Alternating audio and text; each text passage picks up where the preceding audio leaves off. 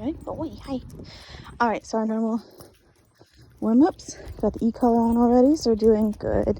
Tapping there. Pager. Good. Good yawn. Turn towards him. Pager. Good. Pager with every time the leash gets tight. Yeah, because he understands exactly what the leash means. I'm using the pager every time that leash gets tight. What do you think? Good. Turn. Pager. Good. Pager. Good. And I'm moving. Good. Pressure out and away from me that direction. Good. Very nice. What a good boy.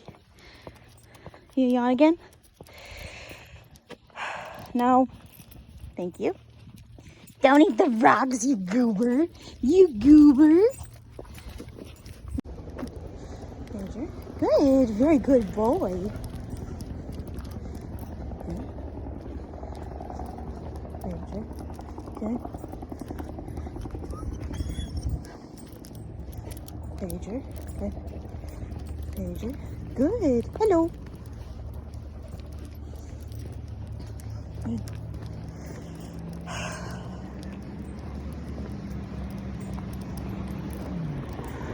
We'll start using a pager on these leaf pops too and see how it goes.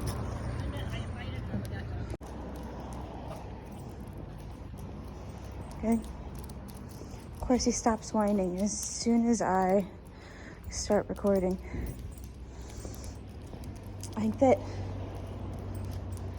I was really hoping to keep going. Anyways, if he starts whining, something like this, or we're just walking in circles in this little courtyard, can be really helpful because we're still good. We're still moving. There you go. So he has something to direct any of that frustration into. But good boy. But good. It's boring enough that he has to kind of relax into it and stop thinking about other stuff. So this is kind of like the moving walk version of what we were doing at the end of the session yesterday, which is you have to practice being bored.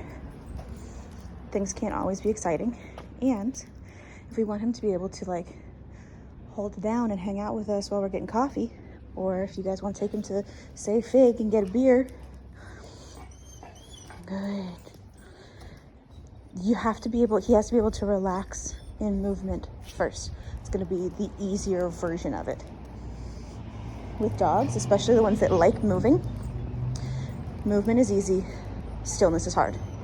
Fast is easy. Good. Are you stressed? Slow is hard. No. No. I might use a toy for that. But that's a later issue. Good. So I don't really, good boy, come on. I don't really punish that necessarily. I'll pull up on the leash a little bit back where it's connected to his head, so I'm not pulling on the part that he's biting on, to just stop the game. But I don't make a big deal about it because he's telling me how he would like to deal with his frustration. That's really valuable information. Because now we know, very good boy, very good boy. Now we know that if he gets stressed, if we want to do something with him that's really stressful, we should have something for him to chew on as an outlet for that frustration so that he can process whatever it is we're working on much better. Another thing, you gonna yawn? I was just kind of grilling him on a little bit more of the leash work, so I'm clipped directly to his, a little bit more of the e-collar work, so I'm clipped to the e-collar. Good. Good. That was much better. But you can do this thing where you play a game of run back to me, and then when I go calm, you go calm. Good. Good. And he needs to have more of that. There you go. Very nice.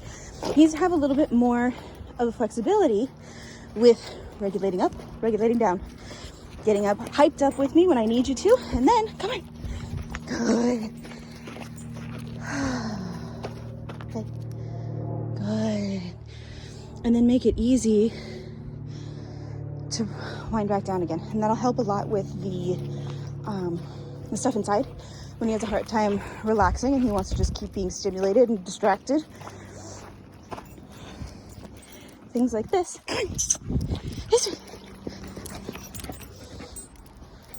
Yeah. Right. Good. That's the same thing. Yes. I know, that's the same thing. So we can play the game of wind up, wind down, wind up, wind down. No. Pull up. Good. Come on. Very nice. The other thing is that earlier when he yawned, I intentionally take the tension off of the leash if he's trying to yawn, so that it's easier for him to release. Did you find a stick? Easier for him to release any of that built up tension, because that's what he's trying to do by yawning. So be kind of mindful of that. If he's trying to yawn, a lot of times if you take the tension off the leash, it'll make it easier for him to actually complete that yawn. There you go. Release that tension so we can get back to being productive. Is that what you wanted? You just needed that? Oh, nice. Yeah. Okay, we're gonna add something a little bit different here at the end. Just working on our heel, which is heel.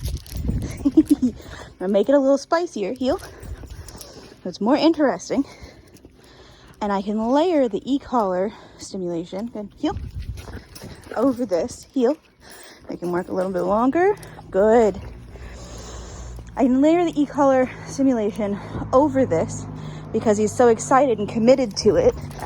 I won't have to use the leash, which will make life much easier in terms of recording. Good. You spin him into it. Oh, very nice. Talented boy. You. Most of what I'm going to do, I'm going to speed away from him and reward him right here, because you want him a little bit farther back. And I'm going to turn away from him. Good. Still rewarding him right there. If he ends up in front of me, I can also, third option, spin him into a nice heel. Do that by building up enough speed. Good.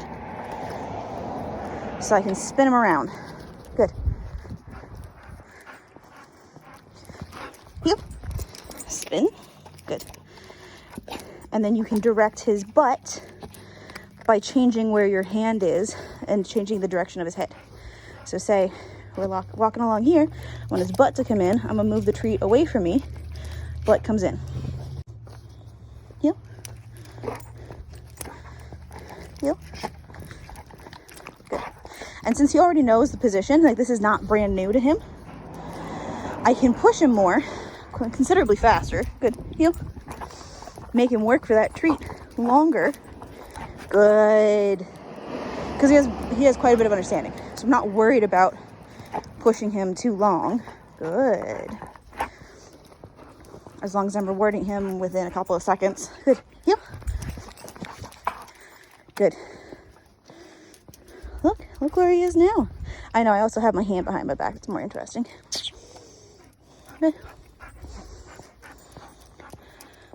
Good. And we're going to do it with just the leash pressure. Same thing. Yep. Good. Turn in front of him. Heel. Good job. I know we need to get some water after all those dry treats, huh?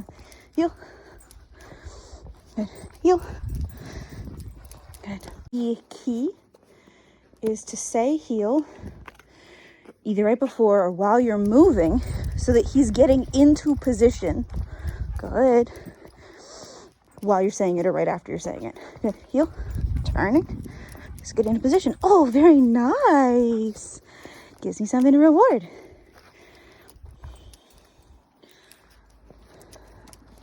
Good. Come on. Good. We're going to do the same thing with leash and e-collar. That's going to take both my hands, so I won't be able to record it. Also, in terms of what we were talking about for the canine conditioning, this step is perfect for working on him. Good. Putting his paws up on things if you want him to be able to stretch out. Look at you. Get him at an angle and get him to lean forward. Good. You can also kind of direct him. There you go. Good. Got a little bit more space. Get him to lean forward. That's good for all of that core stuff. Good. And we're going to work on a bow a little bit inside to help stretch out those hamstrings. Good. But I would use that. That's a great height too to start out. And if you want to work on his back legs up on things, get him to walk over it and put his front paws back down. So we got a bit of an angle. Just as like super beginner stuff. Really nice. Okay, we're adding a couple more tricks. We're doing it on the carpet so he's not sliding. His bow, he's pretty good. Come on. And we're doing down all the way. Good. Followed by stand. Good. See how hard his back legs are working when he stands back up? So that's another really good exercise for him. Down. Away. Good. Stand. Come on. Here. Those back legs are working. It's like puppy squats. Puppy push-ups is another thing that they call them. Good. Sit. Very nice.